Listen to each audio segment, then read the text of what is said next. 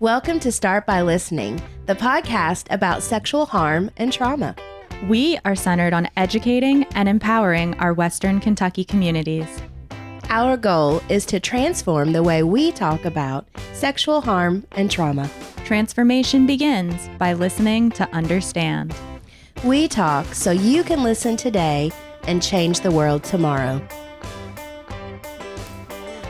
Well, we just want to say welcome back to all of our listeners out there in podcast land with Start By Listening. Hello. Hello, hello.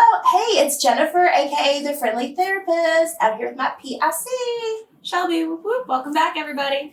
We are so glad you're joining us today, and we have another amazing person on our podcast. In this month, the mini-series, we're talking with local medical professionals in our area and finding out a little bit more about the types of trauma that they witness or the types of traumas that they're noticing within the work that they do. And today we have with us Chad Sanders. He's a local nurse practitioner in our community. And so, Chad, I'm going to say welcome, and if you'll introduce yourself to us. Well, it's good to be here. I appreciate you guys having me out here. My name is Chad Sanders. I've been a nurse practitioner for about 20 years now, a little over 20 years. And I spent most of that time here in Owensboro. I started in neurosurgery, did that for a couple years. And then for the last 18 and a half, have been at the same place here in Owensboro at a Media Care Center, which is part of Owensboro Medical Practice. See just a little bit about myself. Been married for, oh my gosh, I'm glad my wife's not here today. Been married for a lot of years. Been married for about 28 and a half years. We'll have our 29th anniversary next June. 2 daughters, both are in college, which is a whole task upon itself. And 2 great kids, 2 fantastic kids. So try to spend a lot of time doing family stuff like that. So, but yeah, so that's me in a nutshell. If I'm not spending time with the family or at work, then I'm out in the yard, the flower garden, regular garden, messing around outside. Got lots of dogs and cats, and that's us. That's it. Pretty easy going. The older I get, the less I do, though. I'm finding that. Yeah. Well, welcome. Thank you. So you've been a nurse practitioner for 20 plus years. 20 plus years, yes. It was an interesting field when I first started. My first CV that I sent out, resume, I just sent it with a business plan about what a nurse practitioner was and how you could bill for us. No way. It was really interesting because nurse practitioners weren't heard of that long ago. That is, the PAs were slightly common, more with that's the reason I went to work with a neurosurgeon as soon as I graduated, because they knew how to bill for mid-levels and stuff like that. So yeah, it was really quite an interesting field. I graduated from Western, and at the time there was 1 nurse practitioner in Bowling Green, and they just didn't know what we did. So I think it was the second graduating class, maybe I may be speaking that up. I guess I don't even know what you do. So, like, what is a nurse practitioner compared to like a nurse? Like, what? I don't understand the billing. I mean, it seems complicated. So it is quite complicated. So nurse practitioners practice in. For me, our practice is situated much like a physician or DO or what have you. So you see patients, you treat patients, you diagnose ailments, and much like you would just seeing your regular physician, for me, I'm family practice specialty. So just the same as you see your family practitioner, your family physician, that's the function. That's the same way we bill as well. So whereas a nurse, we work in the hospital, work in all types of clinics and settings. That's not fair to just localize it to the hospital. That's what I did. So, but you become more independent when you become a nurse practitioner. As far as it's more holistic. I really, really enjoy it so much more than I did as a nurse. When I first graduated, I was I really, the first few months of graduating, I was like, I've completely messed up. I was so comfortable as a nurse. I love what I did. But then once I become a nurse practitioner, got more comfortable with that role. I really love it because it's so much more of a holistic approach that you get to taking care of the patient as well. And a shout out to me and nurse practitioners to bring them up. I really feel like we're the best of both worlds because we have this knowledge base that we all had going through school to where we can take care of these patients. We can treat them, like I said, we have more control over their treatment. But we bring the aspect, and this is not discounting physicians, it's not, but we bring the aspect of being, our whole practice is revolves around being a patient advocate. Yes. We're there for the patients. We're there to talk with them. We're there to listen to them, So that's what we did as a nurse. That's a big part of your role as a nurse. So we get to bring that to that, so outcomes-wise, nurse practitioners and physicians are very similar. Multiple studies have shown that the outcomes they should be similar. They should be. It's nothing that we're making up as far as treatment. Our treatment is based upon the medical model. Same thing for physicians. But I feel like our communication is better in a lot of instances. And that's why the patients, I feel like, really enjoy seeing nurse practitioners. But they should leave that with their treatment, really not knowing whether they saw a nurse practitioner or a physician or a PA or what have you, because our outcomes should be the same as far as that goes. Yeah, absolutely. I agree with that. That's my shot. So I don't know if that answered your question or not, but that perfectly answered my question because I had absolutely no idea there were such differences within, like, I mean, obviously it makes sense that there are, but I just was blissfully unaware. Even within our physical practice, maybe talk a lot of times. So that's it. So everybody has their role. So I go see a nurse practitioner as my family doctor because I have always felt I have never been rushed out of an office. I have always been listened to. I have been validated, and I have been seen. Right. And those are the three big things that as humans we want to feel connected. Right. And they take their time with me. If the visit only needs to be 15 minutes because it's just, hey, I've got a sinus infection, right, that's beautiful. But when it's been more complicated health issues, I've been in there 45 minutes, sometimes even 60 minutes. Right. That's, and I feel like that's the way that it should be. But I feel like that's the way it should be with any healthcare provider. Any healthcare provider. That's a surgeon, a general practitioner, an ophthalmologist, whomever. I agree with you 1,000,000%. So you referred to yourself as like a true patient advocate, and I love that because that means this is why we invited you on the podcast, because you're going to be a great person to be in tune with patients' needs and in tune with the trauma that your patients are facing before COVID, during COVID, post-COVID. I think this is a great segue into what is the number one trauma that you're seeing with your patients, like most prominent. So I'm going to backtrack just a second here. My setting, working in a media care center, is not necessarily the traumas that maybe you guys are used to or some other people are used to. So media care center is an urgent care center. So we're seeing people, minor injuries, illnesses, stuff like that. We always end up, there's plenty, every day at least once I've bitten off more than I can chew. But trauma-wise trauma is subjective. That's what I figured out more than anything, is that what may be a trauma to you or me may not be to the next person. That I've just found it to be so subjective with things. So we're maybe, traumas may be physical in nature. It may be abuse. It may be, even accidents and stuff like that. But to where people will have, the PTSD and stuff. But and of course you got your mental traumas, which you guys know way more about than I would ever know. And our setting is not one that really gets into those situations as much because we're not experts in that field. We don't know that very well. We try to recognize that. And it's tough sometimes. It's tough to recognize the traumas that's being presented to you, and we're human too. We don't always pick up on that, and especially some days I'm better than I am others, smarter than I am on others, and I won't pick up things where I should. But so some of the things that we see, we do see those physical and mental traumas and stuff. But one of the things that I've seen in this community is, and I don't know if you consider this a trauma or not, but it's certainly a hardship, and it's a trauma on a family whether they realize it or not. We have a lot of uninsured, underinsured people in this community that we see, and those are tough. They're tough to treat. Those people, I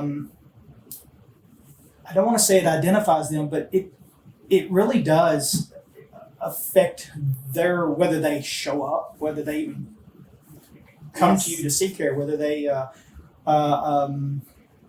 there's just so many factors as far as that goes. They feel we get a lot to where they will feel inferior. I hate to say that's not the case. It really bothers me that somebody will not is not able to see a healthcare provider because they don't have insurance or what have you or anything like that. So not to get in, certainly. So I think I had mentioned this before. If I start getting political, please stop me, because that is not what I'm here to do. Yeah. And I know it steps on anybody's toes whenever we say that, and this is merely a subjective opinion, but I feel like that healthcare shouldn't be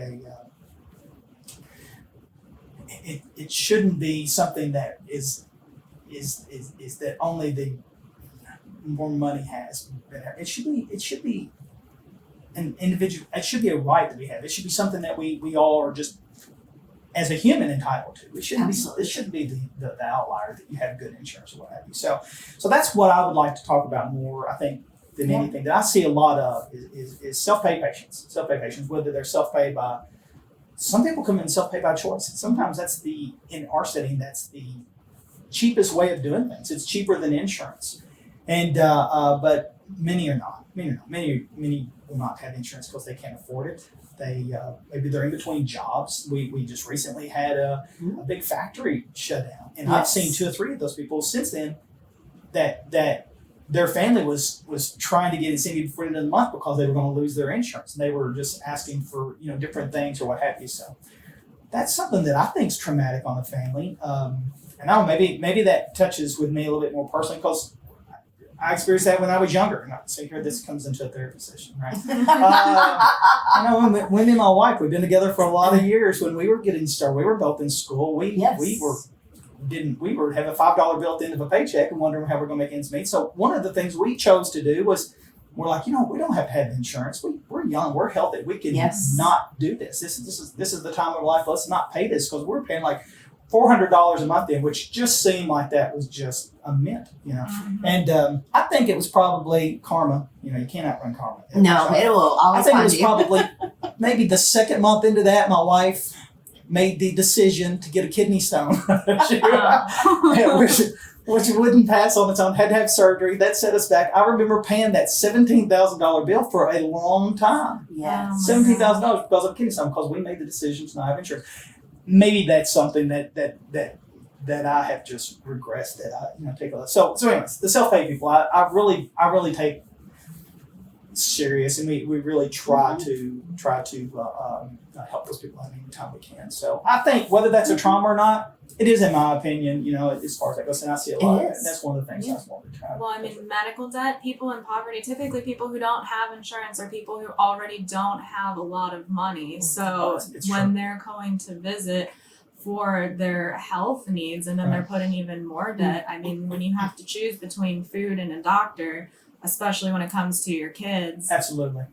No, that's absolutely right. Those people, they pay, whenever they sign into our clinic, I was asking the other day, they have to pay $75 just to be seen. I think that's a lot. It's not my practice. I need to start off with that. So that's fine. And I understand that because there's still certain, it's not about just in our setting, there's certainly bills you have to pay, and there's things that there's staff that have to be paid, and there's equipment that have to be, and you got to keep the lights on. So there's certain costs and those costs keep getting higher. So if a person pays $75 to be seen, whenever they're self-pay, if that person is just sick, I hate to say just sick, but if they're just sick, then we really try to not add any cost to that. We'll always, and I don't think this is unique to me. I think this is any medical provider. We'll try to keep their treatment as simple as you can, as cost effective as you can, so they can afford it. Because you can have the best medicine, the best treatment in the world, and if the person can't afford it, it's just useless. You've done nothing. So that's one of the things that we will always try to do. One of the sayings I say in the room tons of times when I'm trying to get a feel of the person, especially if they're self-pay, I'll tell them, I'm like, I really don't want to kill you with a medical bill, but I want to kill you because I'm trying not to kill you with a medical bill, So So there's that fine line when you're Mhm. treating somebody about, okay, this needs to be done. I need to check this. I need to do this. This needs to be, without setting them back even more money, because those diagnostic tests get crazy expensive. And those aren't always, those prices aren't dictated by our practice. We could charge a dollar or $1 million for anything, but there's certainly Medicare dictates the prices of these things that we have to charge, and so you will try to really try to take care of the people without breaking them back on this. So so if there's tests that have to be run, we'll do the most cost effective tests that we can. If there's tests that we can do without and treat, if we were going to treat, whether we do this test or not, whether then we'll forego that. So, but there is that fine line between providing adequate care and not killing them with a medical bill too. But you really try to keep in mind too, their situation as well. So that's a tough one. It's really interesting. I agree with you. And back in 2010, when I first moved back to Owensboro, I lived in Louisville, left here when I was 18, went to school, explored the world, came back home in 2010. And I was working at the Macaulay Free Clinic. And it was housed in the Daniel Patino shelter. Mary Dan Howard was the nurse practitioner that ran it. Linda Dant was the nurse manager at the time. And it was free. And we even were a pharmacy as well. Right. And we also did the patient assistance programs for other prescriptions and medications, like for insulin, for other injectables that we couldn't house, But when you walked in the med room, you saw like rows of medications, including Tylenol, right, ibuprofen, aspirin. Things that you can get at the dollar store, but the people who came to Macaulay couldn't afford that. And I will distinctly, always in my memory, have two individuals. I don't remember their names. One gentleman was older, and he drove in from Ohio County at like 4:00 in the morning, because it was a first come, first serve. We didn't take appointments. In his car that did not have headlights, and he used a flashlight that he held out the window to drive, 30 minutes in, maybe 45, to be able to be seen, to get his labs results, to get his medications. And then the other person I will always remember as well, it was a gentleman, probably in his 40s, and he had been let go from his job, where he had, just like you talked about, benefits, right? Insurance. And brand new patient, he came in, I triaged him, and he was in tears the entire time that I was doing and gathering all the information. And he kept saying, "I'm so sorry that I have to be here." So looking back on that now, it's like there was the embarrassment, there was the guilt of I had insurance, now I don't. This is a whole new world to me. And I'm sorry I'm taking up space. Right. And I said, "Oh, I'm so glad you are here," right? He had gone without his blood pressure medication for about 6 months. It happens all the time. 6 months. And you and I know, and Shelby will clear, that makes you susceptible to having a stroke. That makes you susceptible to having all kinds of other issues, lightheadedness, dizziness, vision problems. And I said, "Oh my gosh, 6 months." It took him 6 months to work up the courage, right, to come in and say, "I need help." Right. That's not an uncommon story. You see that, and that happens all the time, where people will come in and they are self-pay, and they will have been on the blood pressure medicine, cholesterol medicine, all stuff, and they have not been on it for the longest time. So in those situations too, you really try to. So in our setting, which is urgent care, I really try not to do a lot of primary care, because it's not our, and that there are like your primary care provider and stuff like that. That's what they do. So, but at the same time, there's no way these people go without their blood pressure medicine. So we don't want to encourage them to just keep coming back to us to refill their, because there's certain labs and stuff that need to be done. But at the same time, so we'll have a lot of people come in and be like, hey, look, I'm out of this. I've come up with the money to see you guys, and so I know several providers that'll be, oh, I'm going to refill it for 30 days, but you got to go find your family doctor.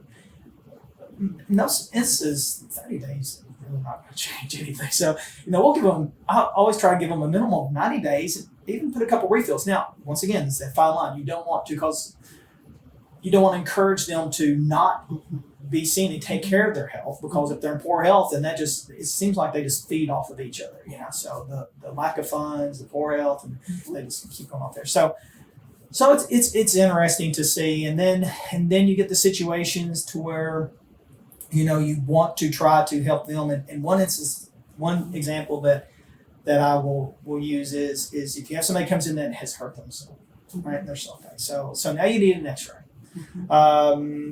If you think you can get by without an X-ray, great, by all means. But one of the glories with technology is it has made things a little cheaper on our end to do. So once again, this is speaking from somebody who doesn't own the practice. So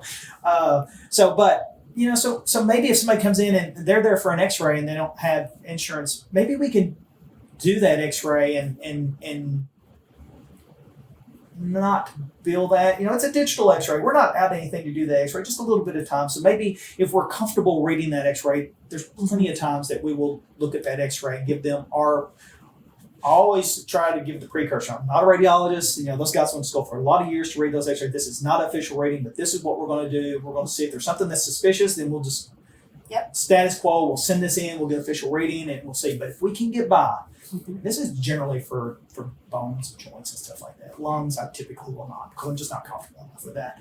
But then you will do that, and then just conveniently just make that X-ray go away.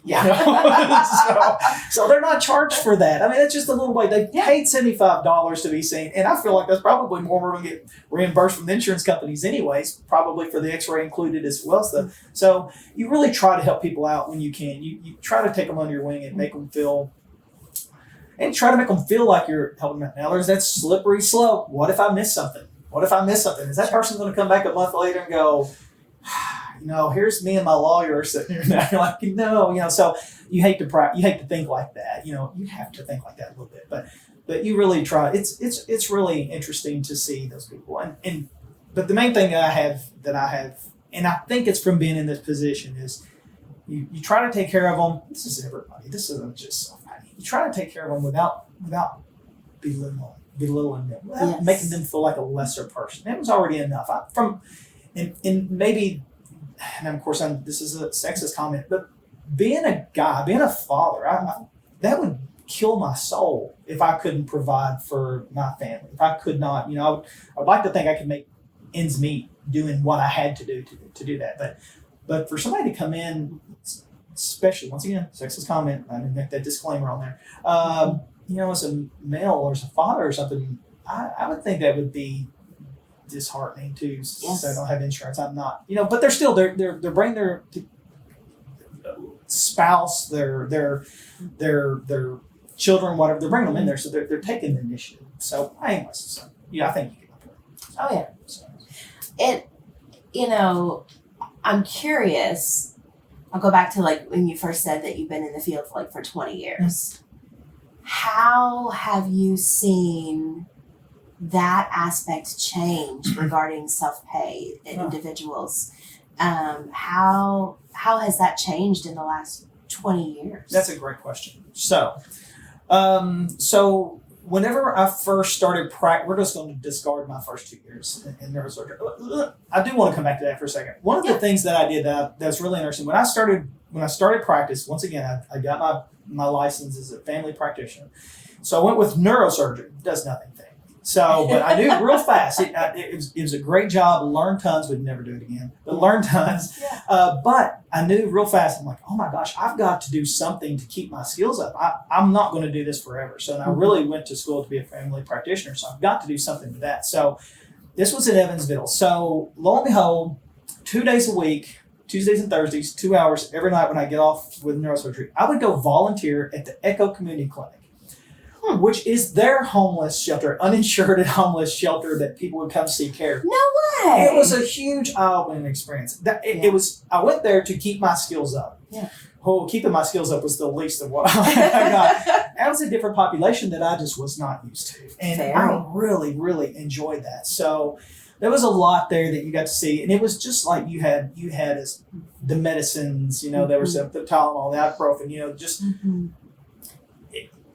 Maybe half of those were expired medicines too, because that's what somebody had given the clinic. Just and you do with what you got. Absolutely. I mean, we had a little allowance with each hospital at the time with St. Mary's and Deaconess that they would let us to do certain tests, but it's a very little allowance in some of these tests got. So we had one girl. I'll never forget this. She was a young girl, and she come in with homeless. She come in because her breasts were leaking, and I was like, oh my gosh, what am I going to do with this? I know what tests I need to do. There's certain hormones and stuff. Anyways, so I feel like I used all the allotment, all the hospitals. So went over. But it turns out she had a pituitary tumor, and that's what was causing this. And it took all this tests. So it ended up, I talked my neurosurgeon that I worked for into doing surgery on this girl to take out this pituitary tumor, and it was just really interesting. Now she ended up getting medicated at the end because just everything going on. So that was a great experience. It was nowhere near what I went to it for, but just having to deal with that and everything, it was really interesting, just all the aspects. But those people are so appreciative. They're so appreciative of the care. Most people are not. Just that one example, I'm thinking back in my years in medical, seriously, how many times would you see that presentation? Right. That's very unique. That is not a common thing. Oh, it's not. So just the experience of being able to see things, whoa. Right. And that problem solving just immediately, Yeah. What do I have to do to get her the help that she needs? With the resources you have, I know that there was a lot of things I did at that clinic for the first time that I had never done in practice. That was probably, if they only knew how unsafe they were, they did. You had good colleagues that you could bounce things off of. So, and they have to keep in mind too that I hadn't practiced as a family practitioner at the time, so it was really interesting. That is phenomenal. And so you volunteered for maybe 6 hours a week. Yes. And it was on top of working, probably 60 hours. Oh my gosh, I don't know what to do. That's the reason I bet you I was on call all the time with that. So it was both of those experiences were such fantastic experience. One of them I appreciated more than the other. So neurosurgery on my lens. I was on call all the time. So that was no family life. So. And working with the homeless population, I mean, yes, that is a very rewarding. Many of the people I think that came to Macaulay were also homeless because the definition of homeless also can mean if you're couch surfing. Mm-hmm. Right. Yeah, 100%. You know, you don't have a permanent place. That's true. And so I will say in my entire career, I agree with you 1,000,000%. Those individuals were the most kind 90% of the time, the most patient, and the most appreciative and grateful. Mm-hmm. Every day I worked at Macaulay, it was always, thank you so much. Every person consistently, even when you had to deliver not great news. Right. Yeah, that's true. It's true. They really were. Right. Some fascinating people. It's really rewarding. Yeah. It really is. Oh, totally. Get back to your question. Oh yeah. See, look, I deviated too. I completely went off track. I'm glad you reeled it back in because I was getting ready to that's we're on a track. So when I first started here after neurosurgery, I felt like we saw a lot of self-pay. We really did, and of course I think it was cheaper to be seen then. I know it was at least only $50. That's a lot of money, but $50. Yeah. But I feel like when I first started, it's been $25 to be seen in front. But but we had a lot. We had a lot of self pay.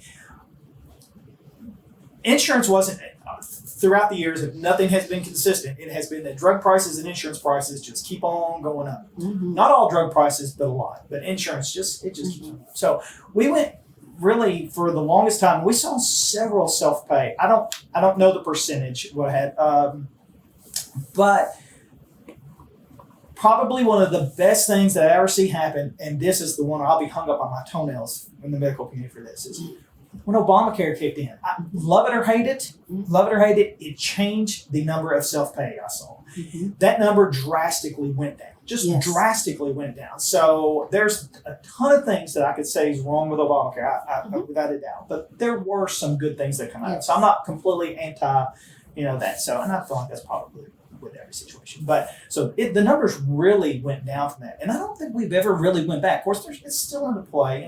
There's been some changes and stuff to it as well. So, but our numbers still aren't as high as they were when I first started as far as self-pay goes. Now, one thing that I have seen a big difference of is our population, and also too, you have to keep in mind, when I first started in Owensboro, there was us in convenient care. Period. That's it. Now there's a lot. 111 urgent cares in town. I think there are 9 or 10. That's a lot. So our population has changed as well. So we used to be probably 80% third payer. That's insurance. That's Anthem, United Health, all those. We see lots of Medicaid now, whether that's our community from where we're located at, and some of the other urgent cares are seeing more of the third party providers. I'm not real sure. I don't know. And I really try not to judge either way, but I do see more Medicaid now. And a lot of those Medicaid are ones that I really believe were self-paid before, because those are on, and when I say Medicaid, I'm talking, welfare and better health, all of those. That's just encompassing all in there. So those are ones that Obamacare took in, so we saw that. Love it or hate it, insurance is good for everybody to have. It is, and Obamacare it really helped a lot with the self-pay population. So I thought that was that's what I've seen over the years. So it did, and it also not only did having the Obamacare opened up the window of having practitioners, right, for people to be funneled through instead of the ER. Right. But it also opened up the ability for people to have medications. Right. That's and true. to be able to afford those medications at either very few dollars. And we're talking like life-sustaining, like diabetes medications, not insulin, but diabetes medication, blood pressure, cholesterol, those kinds of things. Whereas before people could not afford those.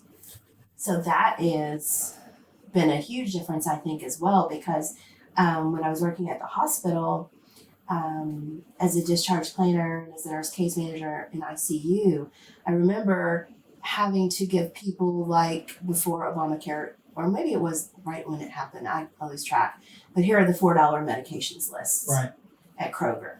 Here's the $4 medication list at Walmart, and sometimes they're different, which was very confusing It is confusing for people. But once they had the insurance, it's like, okay, so your prescription is probably going to be maybe $1 or $2 for 30 days worth of medication, and everybody's like, oh, I can afford that. You know what? I really believe, and it was Walmart that pioneered that started off with the $4 list, and Kroger was quick to follow behind that. As many bad things as I'll have to say about Walmart when I'm in there, a lot of times when they're out of something, their $4 list revolutionized a lot of medications. Antibiotics. They did such a great job with that. Some of the more common prescriptions that we write that are the older, cheaper things. I mean, that was just fantastic. It was almost too good to be true. Like, how could they possibly do this for $4? Now, we have a lot of those older medications that got rebranded. I don't know how these companies have been able to rebrand something and make something. A great example is albuterol. It was so cheap for the longest time. Then somebody decided to rebrand the exact same thing and make it $50 or $60 it just drives us crazy. But so Walmart and Kroger and these companies, and now Meijer, I mean, I think they're free. There's several drugs that are just free. Their list is just awesome that they did. They've changed a lot of medication, healthcare as far as medication goes when we did that. There's not as many things on there as we'd like to see, but that's a fantastic thing. Is this a Walmart thing, an Owensboro thing, a Kentucky thing? No, I've it's never a heard of nationwide a $4 list. Walmart, Kroger, several companies, and I'm leaving some out. So if I forget anybody, please don't send me nasty emails or anything. They got the most common prescriptions that were written, and it was a pretty substantial list. Several hundreds of medications were on this, but it was basic blood pressure medicines, steroids, antibiotics, Some heart medication. Moxilin, a lot of heart medications, and obviously they were mass produced, and so they put these to where you could get a 30-day supply for $4. When did this happen? This is oh gosh, probably 15 years ago, 10 years ago. Interesting. Yeah. I did not know about this. Yes, that's fantastic. So they And mental health medications are on there as well. they are Depression and Yes. anxiety Yes. medications. and they did that. So or a 90-day supply would be $10. So then you had Kroger that quickly followed suit because it was such a popular thing, and now Myers, I think they do too. they had like amoxicillin and stuff. It's free. You don't pay a penny for it. I guess they're trying to get all the business for get their other business as far as pharmacy. I can't quite wrap my head around how they're doing that for free, but I'm thrilled with it. I So think it's just like you don't pay out of pocket because your insurance covers it, or you get a prescription and they're just like, this is without There you insurance. go. Your insurance is Really? not filed with for that. And also huh. people with insurance, if it because this happened to me, this was several years ago. I was getting my prescriptions at Kroger's, and I have insurance, and it was on file. Mhm. And they're like, "You don't owe anything," and I'm like, "What?" They're like, "No, it's free because it's covered by this Kroger." Right. I'm like, "Even you don't need to bill my insurance?" Like, Yeah. no. That's right. Wow. So there's many times some of these medications, if you go through your insurance, it'd be more expensive through your insurance than it would be just paying self-paying, go through this. And another thing that we see a lot of now is we see these discount prescription things, which used to we would see these and we're like, I don't know, what's the Good RX. There's something is that's the one, Yeah. Good RX is fantastic. I love it. use it often. I use it personally. Mhm. Tons of times in the rooms with the patients, and I do this often with self-pay patients. The more common prescriptions that we're writing, we know what they're going to cost. We got a pretty good idea of what they're going to cost. But there's plenty of times in the room that the person doesn't have prescription insurance or they have no insurance. We will look it up right there on my phone. And if they have a smartphone, and I swear I feel like everybody has a smartphone, but we will look it up on my phone, and we will look up the price of it, and it shows when you pull this, you put the medicine in the milligrams and the how many you want, and then it says, well, here's what it is at all the chain pharmacies in Owensboro, and it shows you the price. So we will look at them and so they may be like, I'm going to Walgreens on Frederica today. And so we may look at that, and it may be $20 there through GoodRx, which is a discount prescription, but it may be $5 or $6 at Meijer or Walmart or Kroger or something like that. And so often, is there any way we could, or we're going right by, can you go swing there? I know it's a little bit more inconvenient, but it is going to save you a little more. So these discount prescription things, they're very legit, and I use them, and I think they're fantastic. Now, having said that, always, every time I do this, and I'm like, this is what's going to cost with the prescription, without the discount prescription card. This is what's going to cost with the free prescription card. It bothers me because I'm like, why can't this medicine just cost this without having to show a free prescription card? It drives me crazy. I don't understand that, and I'm sure there's more at work that I'm just ignorant to. But it really does bother me. I'm like, that shouldn't have to be like that. They should get this cost. You shouldn't have to have a little wink and nod, a little click to say, oh, here's what it's going to be for me. It shouldn't be that. And thankful to you for looking out for your clients and letting them know this. I mean, I don't take any medications. I had no idea that this existed. My husband's on 5 different medications. I don't know if he knows about this. So I'm learning something I'm going to take home today for sure. It's quite handy. That GoodRx, I think, is fantastic too. So It's so interesting. But Walmart changed, They have changed in the last, and Kroger's now has, you pay an annual fee. Yeah, right. I'm going to call it a prescription club. Yeah. I don't know what I think else. it does say club price. Probably. I think it does say club price. But sometimes you can shop around with GoodRx. And also, this was again in 2010. And I can't remember, what was the first generation of, after Coumadin? It came out because Coumadin was awful because you had to get labs all the time. But what was that first generation right after? It was so expensive. And I can't remember. It was a pill, but you didn't have to get labs anymore. We use Eliquis now.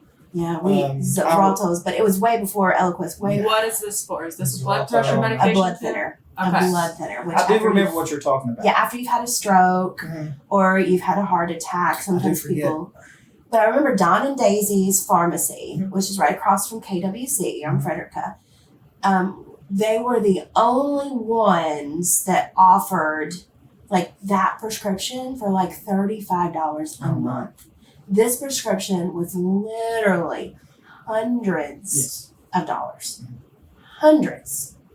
And so, of course, we told all of the heart patients and all of the stroke patients, just take it there and get it for $35, $34 a month. Yeah, and that's Because that was even cheaper than with insurance. right.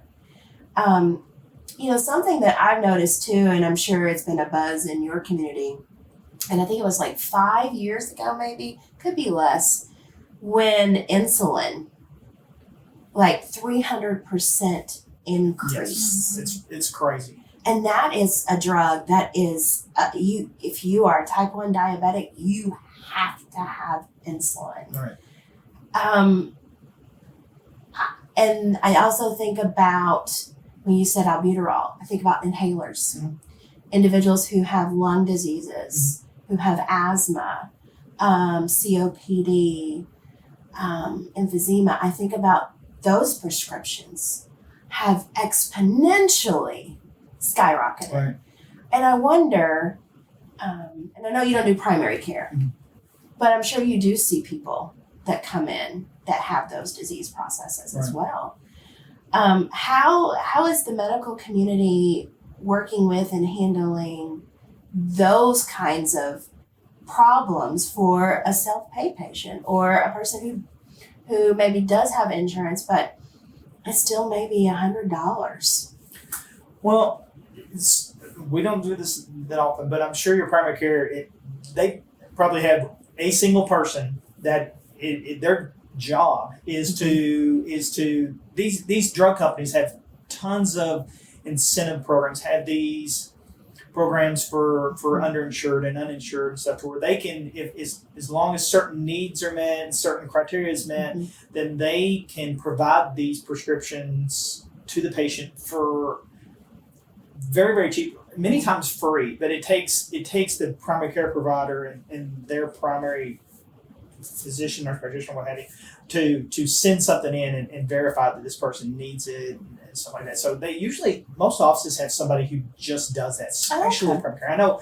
I know for like in our building, Dr. Vore next door, he has somebody who does, the heart medications are very expensive. So, and they have a lot of people that are those drug companies want people to, I'm trying to choose my words. Well, they want people to, these are very effective medicines. And if you get started on those and you're on that for 5 or 6 months, they want to be able to help people out, but they also hope that their situation changes too, or maybe they'll get insurance and because they don't want to just provide their medication to them forever, especially if it's a $600 or $700 medication. But at the same time, they're hoping they can then get started on them, this be effective, and then their situation changes, and then their insurance will start picking it up and stuff like that. It's not just, I'm trying not to say get them hooked, and then they've got to have this. That's not it at all. But so there are programs in place, and a lot of good programs. So, but it doesn't change the fact that the prices are too high to start off with. And I don't know it. I'm ignorant to it. I don't know it. I just don't think that they're the a lot of the drug companies and insurance companies, I don't think that they're being mistreated. I don't think that they're the victim in anything. So there was one headline that I read one time, and I believe it was in USA Today. I'm trying not to misquote here, but the headline read, this goes back to Obamacare. The headline read, Humana loses $5 billion because of Obamacare, due to Obamacare. That's what the headline read. And so I'm like, oh wow, that's interesting. So I had, so I'm reading it and everything, and I'm reading through here. So Humana, once again, if Humana reads this, I may be completely wrong. But Humana, instead of making $15 billion the last year, had made only $10 billion, And so they had lost $5 billion. And I'm like, that's not the way that headline should read at all. I was so put out with that. I'm like, it's that stuff that drives me crazy. So misleading, right? It absolutely is. So, and it just depends on how it's just subjective as far as that goes. So, yeah.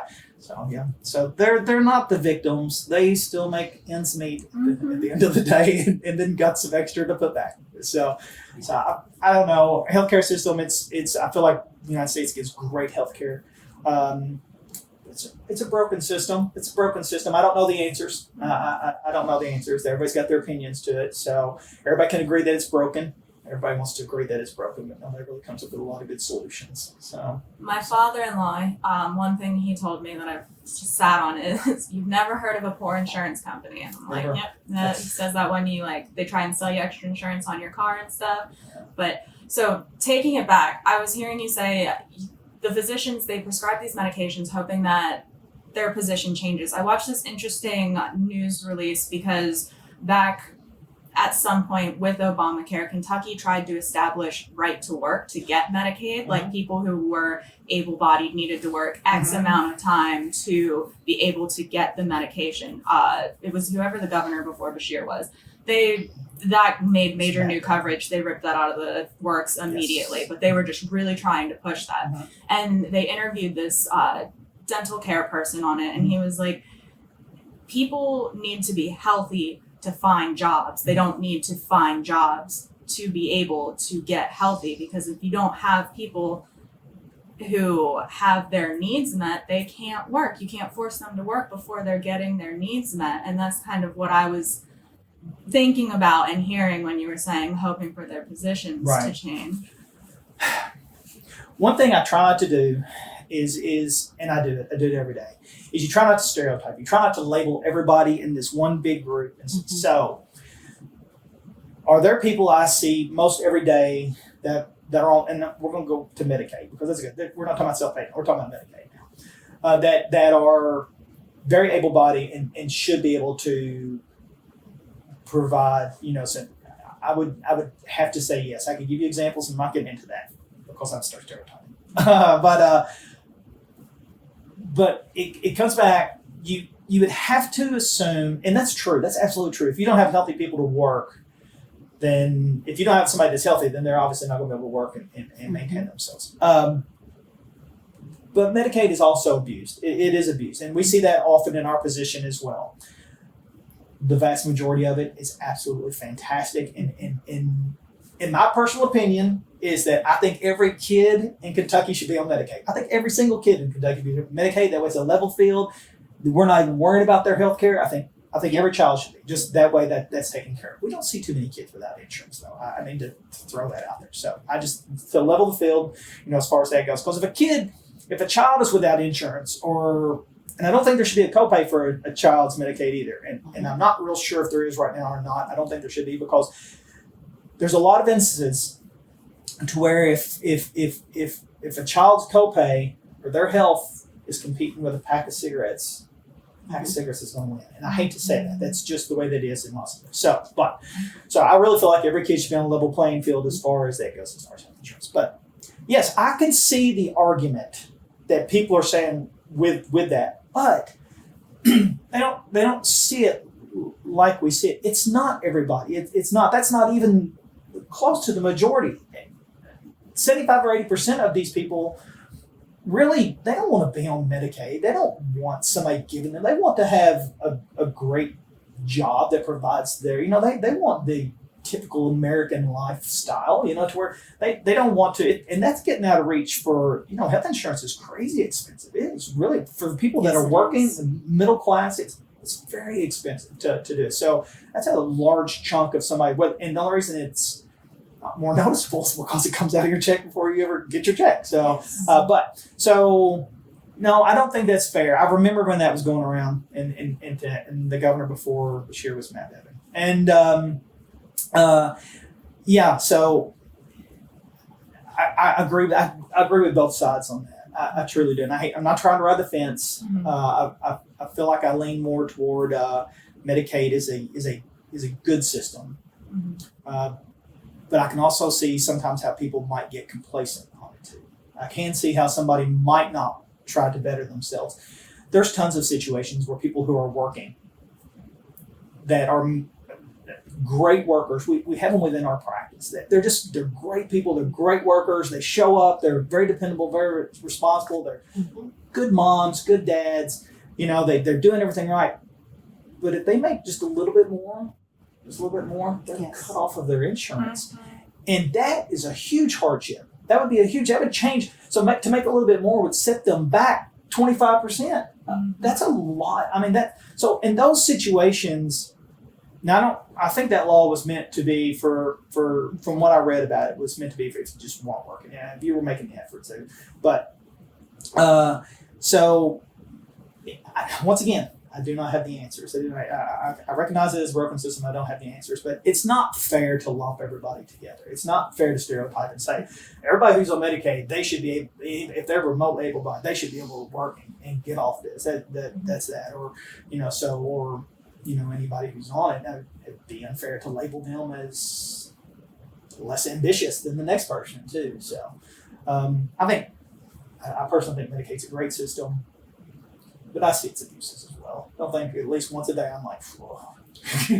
But that is a true statement, because since the beginning of time, there are always going to be individuals or people who are going to manipulate. We see that in our profession, especially when children have been, we used to say groomed to be sexually abused, but that word is so abstract sometimes. Right. So our industry is changing that word to be manipulated. Because people understand manipulation. Because we can all think back to a time, oh, I just got manipulated into doing this when I really didn't want to, But there are and will always be individuals who will manipulate something. And now, for what reason, who knows, right? At what point is a need being met or trying to be met that never was met? But I think that's a true statement and a true assessment. And I loved how you said, but we need to not lump and say, I've heard that a lot in healthcare. There are some individuals who stereotyped everyone. And, I'm not okay with that. It's okay to say, yes, there are individuals who are going to manipulate. True statement. Right. But to say, oh, they really don't need a walker to get around, but they just want one because they're on Medicaid. Right. Okay. I had a nurse say it to me. And I'm like, do you really think a person who does not need to use durable medical equipment wants to use a walker? Right. Or, is there a black market for walkers? Like, is that like where you can I'm on the street corner and I'm going to sell you this for $35. Right. And she looked at me like I was crazy. And I was like, you're being very stereotypical, and you're really being discriminatory against individuals. Because it's just not, it's not. And there are some people who I think, especially in healthcare, and I'm going to say this because of exhaustion, because of burnout, because of large franchises who shall not be named, mandating and requiring, you need to see this amount of people, and you've got to be in and out in 5 minutes. And, that all of that healthcare workers, let's not even talk about COVID. We're burned out. Right. And so that is a slippery slope that can lead to us and them. Yeah. It's easy to do, and in human nature, I really truly believe that people are good by nature. I honestly do. I really believe that everybody wants to do the right thing. Everybody is good. There's a few knuckleheads out there, but yeah, it is what it is. But if you see 10 people or you see 9 people and it's a perfect system, like this is great, and then one comes in and it truly is the one that sticks out, and that's frustrating. So I see the burnout. I see how people get so calloused into lumping everybody together. I got it completely, and I would be a complete liar if I didn't say that we have all done that sometimes. So Agree. Yes. so it depends Yes. on Yes. it depends on your mood, depends on how the day's going, and like I tell the girls at work, depends on whether I've eaten or not. That changes my whole mood on every way I. Sure. So yeah, it is frustrating. It is frustrating. So you see good and bad with Medicaid, and I don't know. Once again, I don't have the answers. One of the things that we have to keep in mind whenever that is Kentucky is a lower socioeconomic state. Mm-hmm. It just is. So we have a higher incidence of lower socioeconomic people. They're going to qualify for that. So the same as Alabama, Mississippi. Some of these other states. So it's interesting to see it all play out, and I feel like a lot of the people that make those decisions are they're not. I don't think are not necessarily local, but I'll pick on the state. I don't know that our state government is fully representative of the population. It's not anymore. It's really, it's changed. It's always changed. There's a lot of stuff my kids do that they'll tell me in the car, and I want them to tell me everything. And unfortunately, they tell me everything. Me and my wife both, and we probably tell my wife way more. And there's a lot of stuff I'm like, I don't want to hear. I've got to tune this out. I've got to tune this out.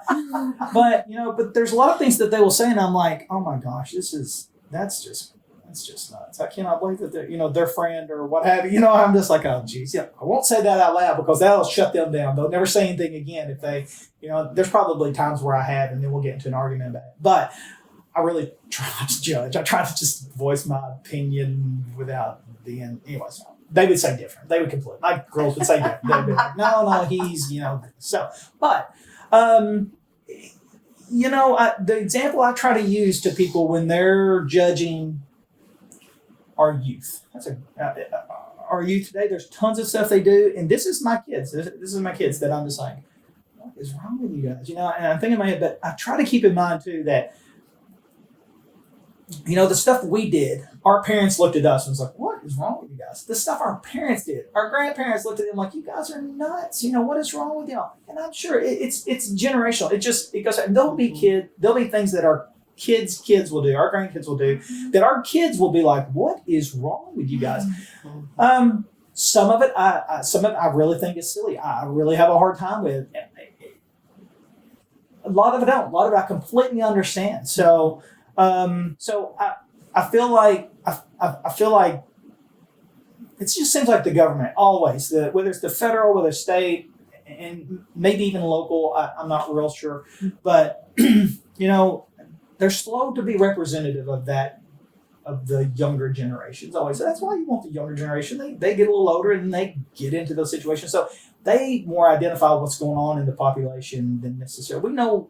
Mm-hmm. And I don't think anybody, going back to, I think people are good by nature. I don't think when they were trying to, the bill you were discussing that they were trying to pass, I don't think there was bad intentions with that. There's not. I'd like to think that most people, I've really been tested in my faith the past few years. Let me start with that. But I think most people make decisions for the good of people. I don't think there's anybody that really gets in positions of power. I'd like to hope that we're doing things just because like, oh, this is.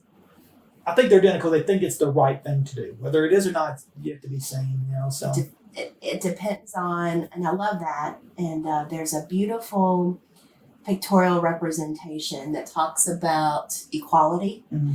and it has like a big fence, and it has like a soccer game going on, mm-hmm. and there's 3 kids trying to watch the soccer game, and so there is a kid who is standing on a certain height of a box, another certain height, and another, right? And so equality really depends on what your perspective is and where you're standing. And I love how you said, and I agree with this, I don't really think our government, federal, state, or local, is a true representative of for the people, by the people, with the people. It's not. And so that's a beautiful something that. So to that graphic, just because I just recently looked at it regarding social justice, it's equality versus equity. So Oh, equality, they're all standing on the same size carton, whereas equity, it's different height cartons for the different height children. That way all Perfect. of them can see over the fence. Thank you for clarifying and correcting me because it's been years since I've seen that. So, but yeah. I knew exactly what It's image beautiful. you were It talking really is. about. Yeah. Yeah. Just equality versus equity. That's a big term that we're learning about.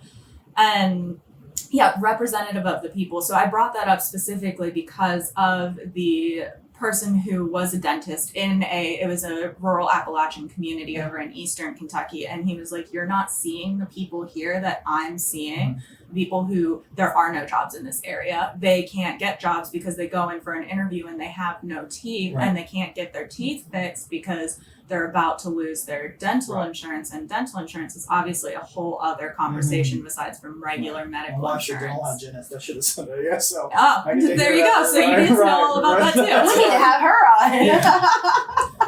Yeah. But it is. And in Kentucky too, especially, we are one of the most poorest states. We are one of the least educated states as well. And all of that factors in to so much of being able to understand. Because I can educate somebody about diabetes and why you need to take this medicine, why you need to exercise in the morning, walk. We can do all this, but sometimes if there are barriers to understanding, it makes it more difficult. It still doesn't. I still think, and this is probably because we were not very well off when I was being raised. We were on food stamps. We just it just was what it was. We thought that was normal. We assumed everybody did that. Had great childhood. I'm not sitting here going back and saying, oh yeah, but it still doesn't take away the fact that just in the way I practice, and I truly hope that everybody practices like this, is first and foremost, it doesn't matter what your situation is. It doesn't matter what socioeconomic status you are. It doesn't matter if you have insurance, whether you're on Medicaid, whether you have the best third-party payer in the world, what have you. Respect, gosh almighty, if you just walk into the room with respect, everybody wants to be respected no matter what situation they are. And I feel like there's a lot of that lost. I don't think, in my practice, I don't feel like there is that. You'd have people disagree with that, I'm sure that you would. But with government, with social interaction, with all aspects of life right now, it just seems like there's a little less respect, than there has been. But that's what I've noticed more than anything is people, when you go into the room, and so like when you go into the self-pay, going back to self-pay, somebody without insurance, somebody who's fallen on hard times, somebody who's homeless, nobody wants to be belittled. Nobody wants to be belittled. Nobody wants to be talked down to. I wouldn't want to be at all. What do I have to talk down to them or belittle them about? They just want to be respected. We just deal with the situation, or you can. That's right. You can help them. You can give somebody something. Nobody wants to be given anything either. A lot of people do. But they don't want to be. They don't want to be like. They want to be presented in a way that's just respectful, and that's what most people will appreciate more than anything in a practice, in any practice. And I feel like, just from what I hear, and you hear, and certainly not laying out any names here, but you hear the family physicians, the nurse practitioners, you know the ones that are busy, the ones that their patients love them. I'm not talking about taking care of them with the best medicine. Everybody should, the standard of care is the standard of care. Everybody should be taking care of their patients the same. All right, they should, as far as what they've got them on and stuff like that. That's a standard of care. That's a minimum of that we should all go by. But there are certain ones that are better to their patients. Their patients just think they hung the moon, and maybe that's the ones that I will see their treatment. I'm like, well, that probably was not the best treatment for them. Maybe it is that person, but their patients just love them, and it's because of the respect they give them. It's because they take the time with them. It's because of maybe they spent 45 minutes with them when they didn't have to, or what have you. It's not all about time, but anyway, so that's probably the main thing. I kind of get into just as far as being able to pay and stuff like that. But I think probably the biggest part of our profession really is respecting patient listening, and stuff like that. You're always going to treat them the way that they need to be treated, and sometimes they have to be guided. But at the same time, you still do that respectfully, still Absolutely. too. So, but there would be, I'm sure there's instances where people will be like, I've seen that joker and he didn't respect me at all. But I'd like to think that'd be very few and far between. So anyways. Well, that's one of the reasons I reached out to you, was because when we were looking for people to be on the podcast, I asked my nurse practitioner, Terry, I was like, do you know anybody else in the community? And she was like, yes, I do. You need to speak. And that is how, that connection was made. Right. And boy, she was dead on when she said, Jennifer, you're going to really love him. And Maci said that too. Yeah. The way, and I think we alluded to this before, this is what you get. No matter if I'm with the patient, whether I'm sitting with you guys, whether I'm sitting at the house, I don't know, I'm a little bit more crude with my wife probably, but we,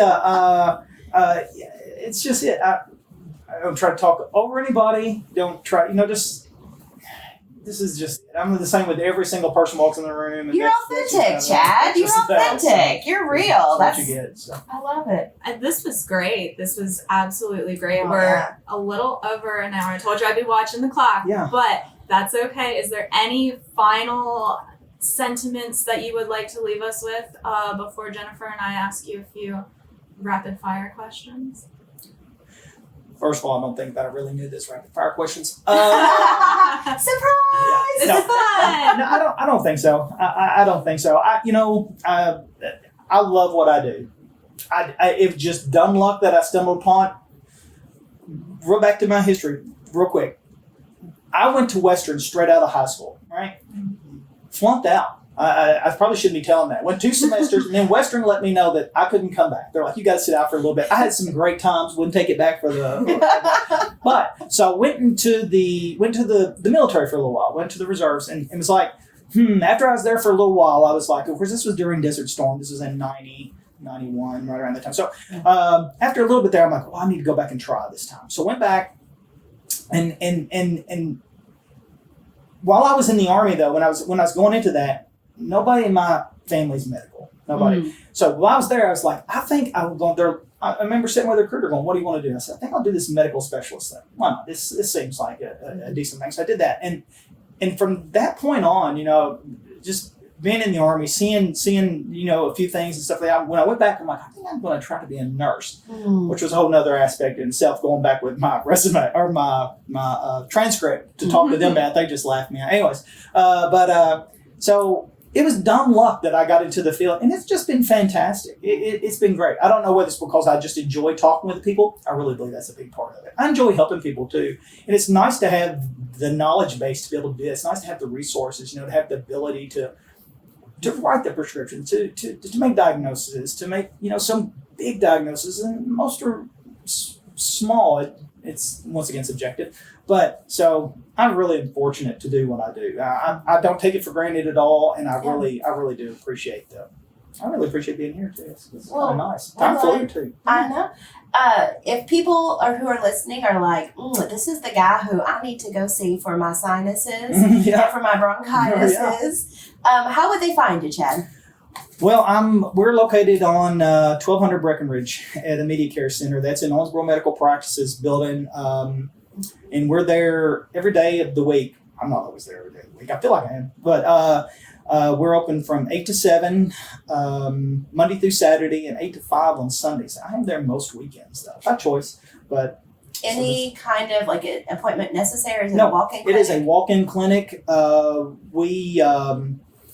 I would love to say you're usually in and out. The name Immediate Care sometimes gives it the wrong way. So it's cold and flu season. That's right. It's cold and flu season, so we're usually turning people as fast as we can, by still making them feel like they were being seen. So, but no appointment needed whatsoever. So, well, I'll say this and then we'll finish up. But at our staff meeting, I think a couple of sessions ago, after we had originally met and talked and introduced, I was telling everybody just about how amazing you are, and I said, I think, because I have always gone to convenient care over there at the health park.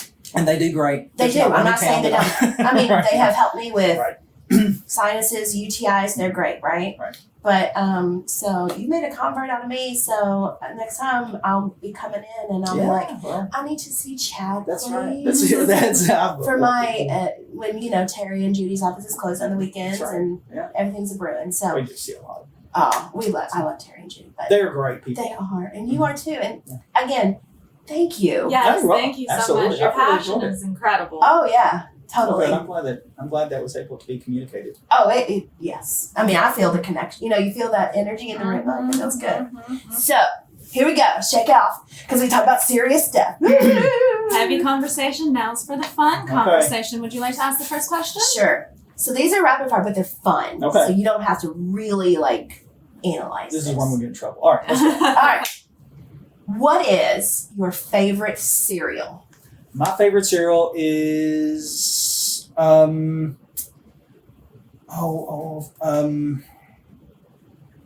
my gosh, Golden Grams. Ooh. I love Golden Grams. They're yummy. They're Okay, if great. you could have any superpower in the world, what would it be? Oh, that's a big one.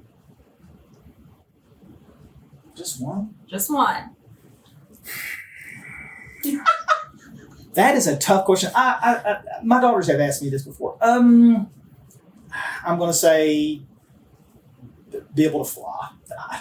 That's one of our mine. top That's, answers. yeah, that's mine too. So Okay. I feel it. What is your favorite gadget that you own? My favorite gadget that I own. Yeah.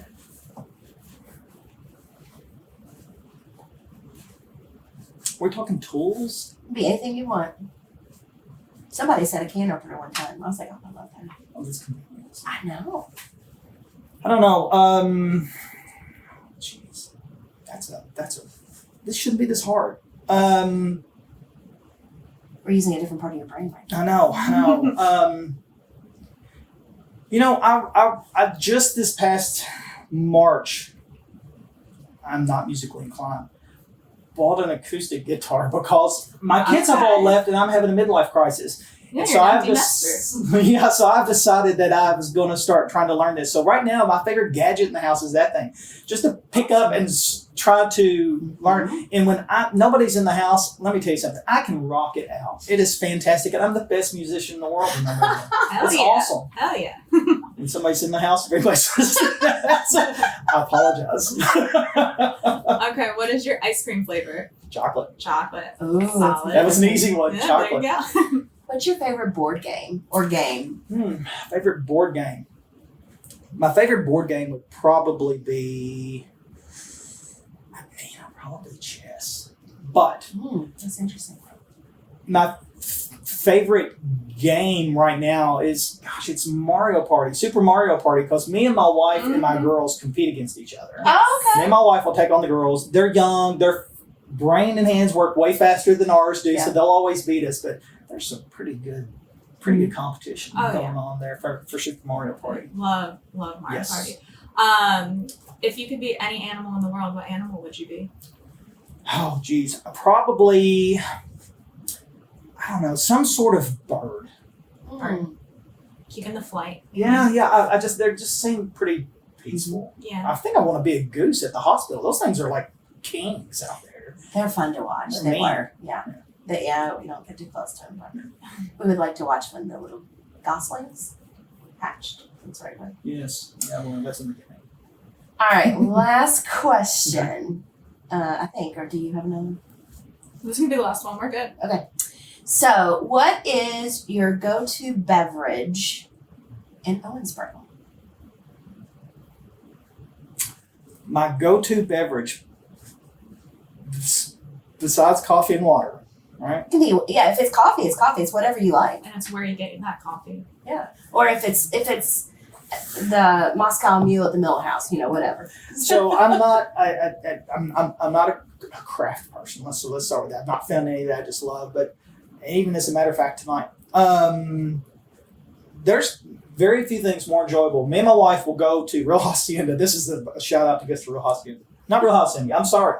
Shout out to Real Hacienda. It used to be El Bracero. They make them or Papa Grande make the best tableside guacamole. Yeah. That in a big, tall, cold. It's got to be crazy cold. Mick Ultra and that chips, and I'm just. You're happy. There you go. We're going tonight. My wife, right brother, she goes, a couple of our friends want to meet us tonight. You want to go El Brazo? I'm like, yes, I do. There you go. Sounds like a good That's night. what we do. So El Bracero or Papa Grande, you Either love one their of those. Mick Ultra with the big O. Mm-hmm. They're table side guacamole chips. I think I know what I'm having for I'm lunch. telling you, Guacamole. that's it. Yeah. Well, thank you again. Yeah. I enjoyed it. I really Thank you. enjoyed talking to you guys. Well, we enjoyed you. Yeah. Thanks for taking time out of your day. Oh yeah. And we just want to say to all our listeners out there, whether you're in India or Wisconsin or right here in Owensboro, thank you for tuning in today. And you can always change the world tomorrow just by listening today. Thanks. Bye. Bye. Well, we've made it to the end of our episode. We want to thank you for listening. We hope you'll take something you heard today and use it to change the world tomorrow. We wanted to thank our music producer, Seth Hedges, from Uriah Wild Media. His website is in the show description. Also, a big shout out to Rodney Newton, our technical advisor. See you next time. This project was supported by grant number VOCA 2020 Green River 26, awarded through the Kentucky Justice and Public Safety Cabinet by the U.S. Department of Justice. The opinions, findings, conclusions, and recommendations expressed in this program are those of the authors and do not necessarily reflect the views of the Kentucky Justice and Public Safety Cabinet or the U.S. Department of Justice. Thank you.